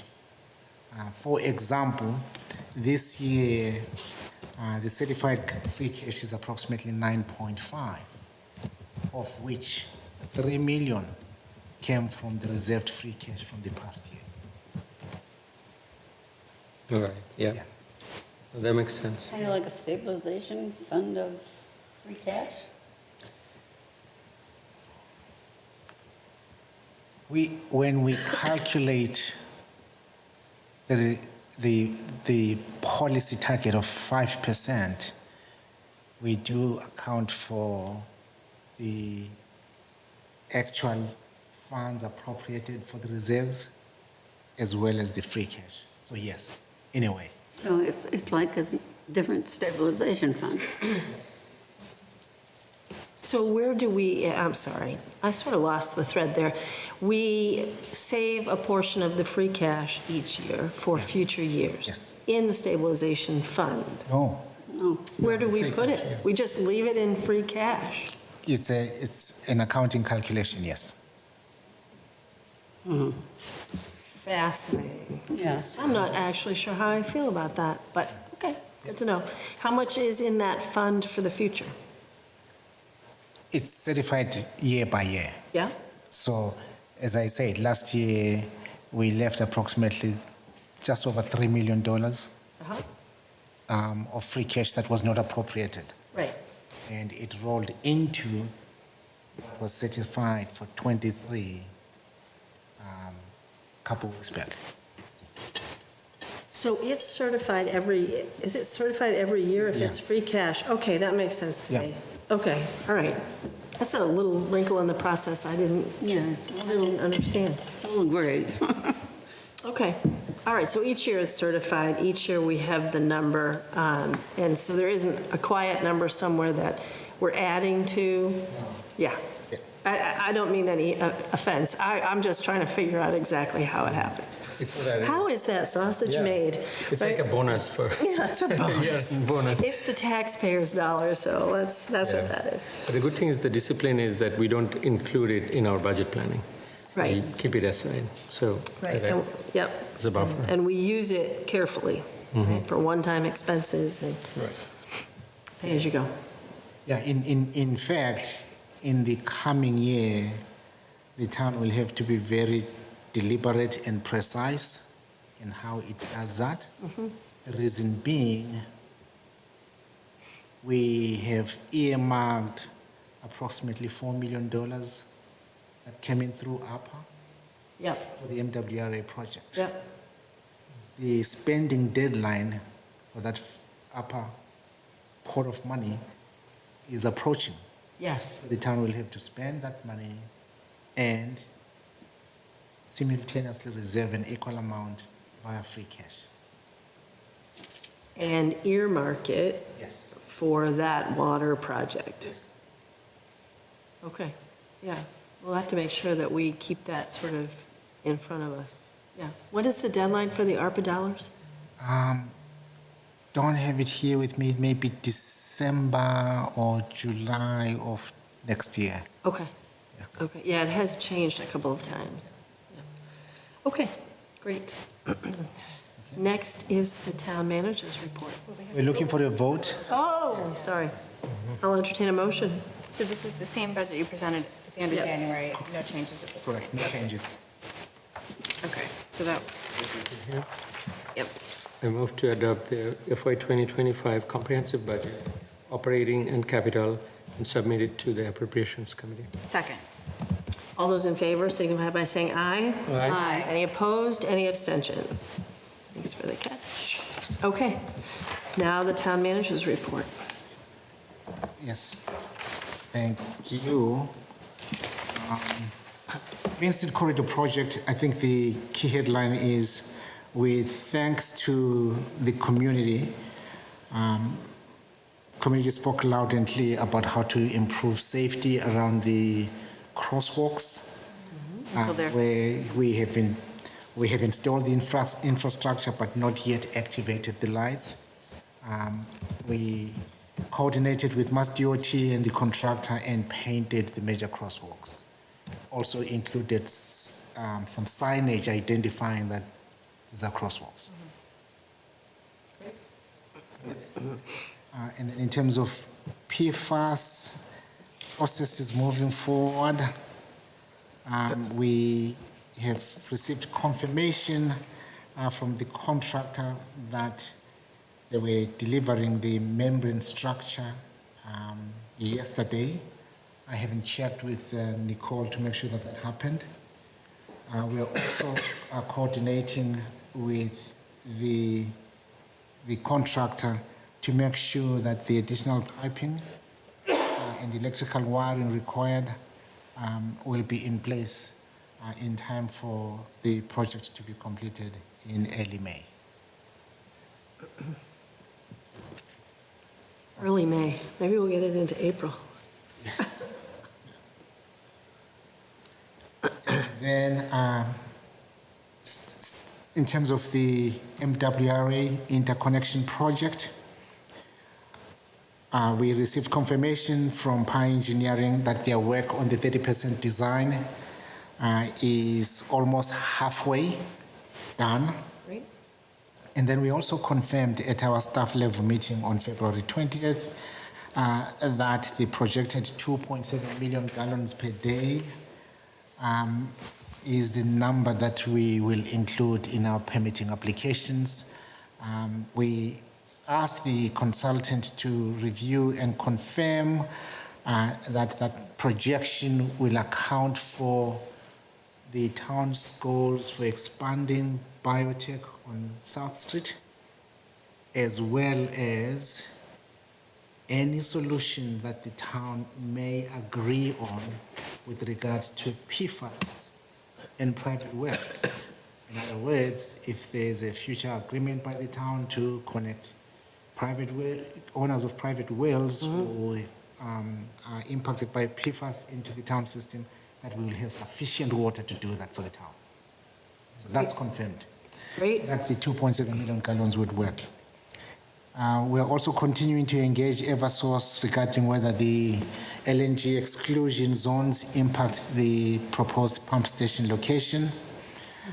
We are now reviewing a draft informal letter of interest that the town will be submitting to the Water Resources Commission. Great. Okay. Did you got anything, Lane? No. Could we add back just the status, a brief status of the open positions and the hiring, just so we keep running? I think that we're in very good shape, but just to keep that in front of... I would say that's been very helpful when you've had that in there. Yeah. Yep. We will add that. Currently, the senior level outstanding vacancy is the HR director. That's amazing. That's great. And also, we're working on a much more detailed tabulation of the ins and outs regarding employees. I'll be sharing that spreadsheet with you. Jessica Lewerens from downstairs is the one who's been working on it. Thank you. That would be great. Yeah. Awesome. Wonderful. Okay. I think that the next order of business, does anybody have questions? I'm sorry, I scampered right past. All set? Okay. Then liaison reports or board invites. I have one. Sure. Friday afternoon, I met with some department heads, police, fire, and a number, Marathon Committee, VAA, and 26.2. And we met at 1 Ash Street the afternoon and discussed things that we were going to do in Hopkinton for the celebration of the 100th start of the race. And I just want to say that we are going to have vendors back on the common, at least for Saturday and Sunday. So come back out. We're going to have a race for children, 100-yard dash. There's going to be an exhibit of the flying feet by different sculptors, and perhaps some of them will be actually auctioned off after after the marathon, not that day, but in the weeks following. There's going to be exhibits at the Arts Cultural Council, and there's going to be a map discussing all of our statuary having to do with the race in town, the Hoyts and the George Brown and Kyriakides and what's her name? Isn't that awful? Bobby Gibbs. I literally was telling all our relatives about Bobby this when Gibbs they up came to the at the wedding. Yeah, all the HCAA. statues. And there's going to be quite a few other things going on too, and I have a list. I'll see that you get them, so. I was just gonna say, some send things it. are going to be by invitation, but other things are for everybody, so. And I saw the sign is on the common already, right? The It All Start Here sign was out this morning. Yeah, they were having a picture of some sort, so they put it up early. Okay. Nice. Thanks, Mary Jo. Okay, so for I was just going to mention, because this is a public interest, the Historical Commission is reviewing next Tuesday a demolition permit for the old Hopkins Drug Building. Oh, wow. So we'll be curious to see what people might be proposing for that site. Is it sold? I don't know. I don't know, but they pulled a demolition permit, so. Who they? I don't know. There's a public notice in the paper that said demolition permit has been pulled. Wow. I don't think it said the entity, it just said the Historical Commission. I was just talking about that going by. No, it doesn't say the name of the person who pulled the permit, just that the Historical Commission would review because it's an older building. Yeah, yeah. Wow. There's an iconic landmark. I used to use that robin egg blue outside. No one missed that landmark when I said, and there's a big blue building on the corner. No, everyone knew where they were going. And then under future agenda items, we said we were going to change our meeting from the 5th to the 12th. But do we also need to meet to announce the vacancy? So we 12. So we talked about the vacancy before the meeting. Go ahead. Oh, yeah. So we. Yes, I think for the benefit of the public, Yep. I think the board should make a statement as of tonight. So they know. We could say Yes. it tonight. Exactly. Yeah. Do we have the list? There's two. Go ahead. So it's been in our packets, the letters of resignation from Ronnie Prefer for the planning board and David Dolenmeyer from the library trustees. So we're announcing those, and can we announce tonight that they will be filled at the next election? Or Yeah, absolutely. The intent is to put them on the Both will ballot, be on the which is ballot. where they should be, right? for the next election. So people could pull papers for those, and they're not full terms. I think Dolenmeyer, I think is a I don't looked it know up the earlier. terms. The Ronnie Prefer was a 3-year planning board. I think it's 1 year for 1 year David left. Dolenmeyer. So would Ronnie's have 2 years left on it or 1 year? I think 3. Oh, he has 3 years He's left. he's finished 2 now. Or Okay. would be- yeah. Okay, so yes, so those two positions, elected positions, are currently open because of resignations, and so we want to make sure we take the appropriate steps to get them on the ballot. Here's the challenge for the public too, is that it'll be a very quick turnaround in order to pull papers and get signatures, but we certainly hope that people will do that and run in the election. But from us announcing it tonight, can people start pulling papers then? So I think the ask is that, that the board submit a notice of election for these offices to the town clerk, is what the town clerk is. Right, so I think we have to post that for the 12th. Send a, yes. And then people will be able to pull papers. That's the hard part. They won't be able to start pulling till the 12th, is that what you're saying? After the 12th? I'm guessing. I'm guessing. Oh, okay. I know. That's not much time. Okay. It's not a lot of time. So if you're excited about the library trustees or the planning board, keep in mind and watch the meeting on the 12th, and then the 13th, they should be available. So there are current vacancies on those boards, but there's an additional one for each. Yes, there are regular openings on those boards. And this might be like the 4th on the planning board. Is there another unfinished? There's 3 total, right? There's 3 now. Will there be a 4th? Or will there be 3? There will be 3. Okay. One was a 1 year, that was,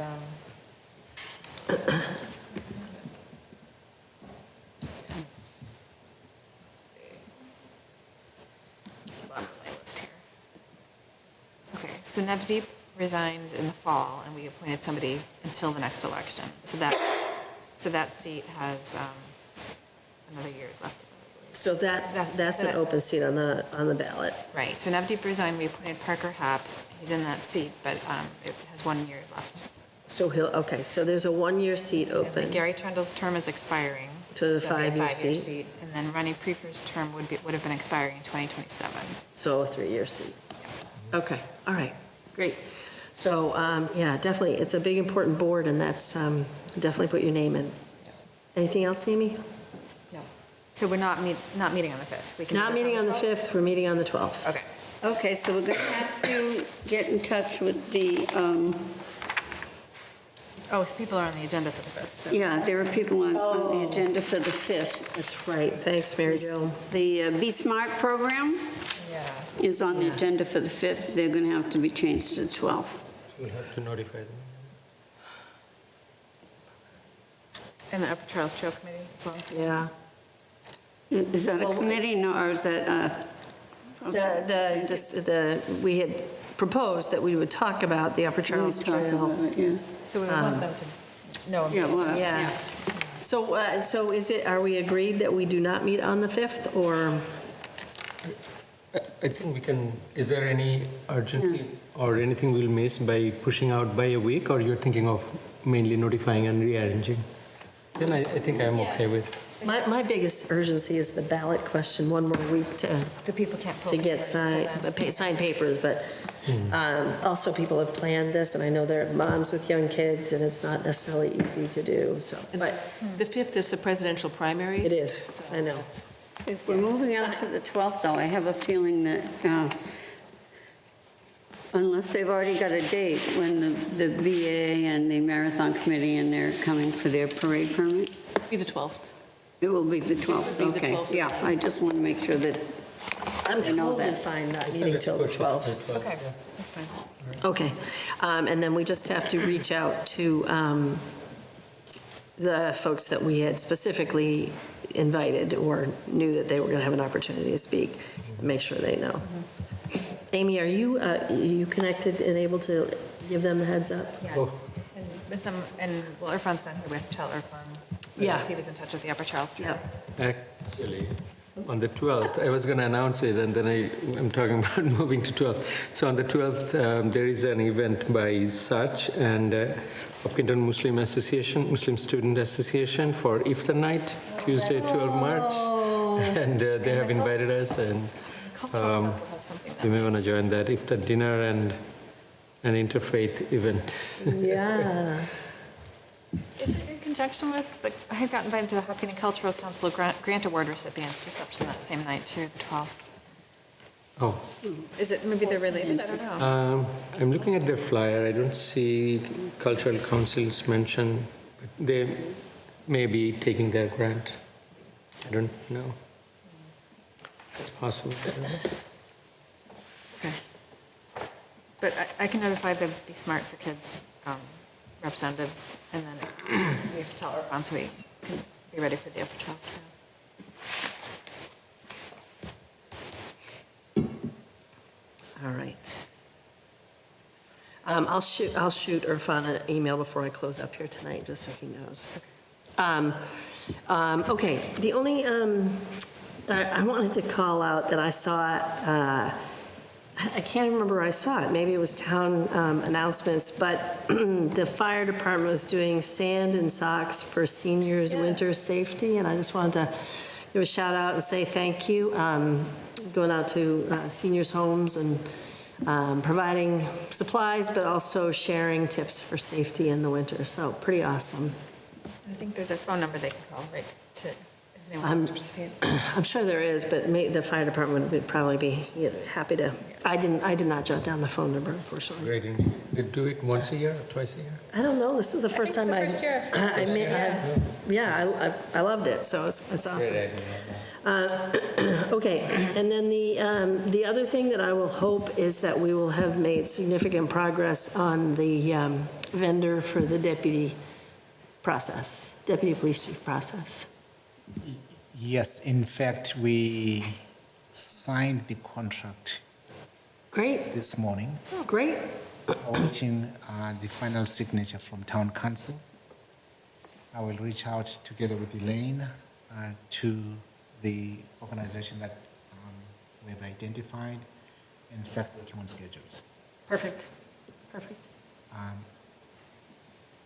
believe the board has not yet confirmed the screening committee members.